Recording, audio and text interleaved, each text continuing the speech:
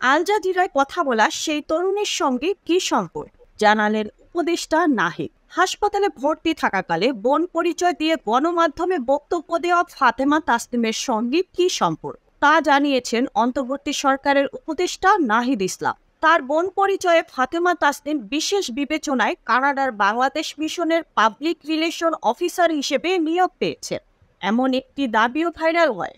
বিষয়টি নিয়ে গত দুদিন ধরে তীব্র সমালোচনা চলছে। কাঠগড়ায় দাঁড় করাচ্ছেন উপদেষ্টা নাহিদকে, প্রশ্ন তুলেছেন তার সততা নিয়েও। অবশেষে সেই বিষয়টি আজ পরিষ্কার করেছেন তথ্য ও সম্প্রচার উপদেষ্টা নাহিদ ইসলাম।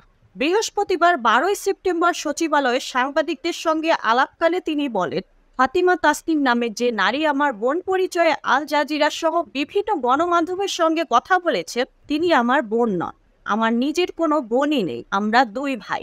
নাহিদ বলেন, কেউ যদি আমার বোন পরিচয় দেয় এটা প্রতিবাদ জানানোর বিষয় না, যদি এটা কোনো ইস্যু না হয়। আমি যখন হাসপাতালে ছিলাম তখন একটা ক্রুশিয়াল মুহূর্তে আমরা ছিলাম, উনি ফাতেমা তাসনিম আমাদের তখন হেল্প করেছিলেন। আমি যতটা জানি উনি গণ অধিকার পরিষদের নেত্রী ছিলেন, আমাদের বিশ্ববিদ্যালয়ে পড়াশোনা করেছেন, সেই জায়গা থেকে বিশ্ববিদ্যালয়ের বোন হিসেবে তিনি তখন আমাদের অনেক হেল্প করেছিলেন। তিনি বলেন, আমাকে যখন তুলে নেওয়া হয়েছিল তখন কথা বলার মতো কেউ ছিল না, আমার পরিবারের সদস্যরাও কথা বলতে এক ধরনের নিরাপত্তাহীনতায় ছিল। তখন তিনি ফাতেমা তাসনিম আমাদের পক্ষ থেকে হয়তো অনেক জায়গায় কথা বলেছেন, আমরা সেগুলো নজর বা খেয়াল করার সময় পাই। তিনি ফাতেমা তাসনিম এক জায়গায় চাকরি পেয়েছেন, এটা নিয়ে একটা বিভ্রান্তি রয়েছে। এ বিষয়ে দৃষ্টি আকর্ষণ করলে নাহিদ ইসলাম বলেন, তার সঙ্গে আগেও আমার যোগাযোগ ছিল না, এত ব্যস্ততার মধ্যে ওনার সঙ্গে এখন পর্যন্ত যোগাযোগ করিনি। Mukta Parvez, desk report, BE news, Dhaka.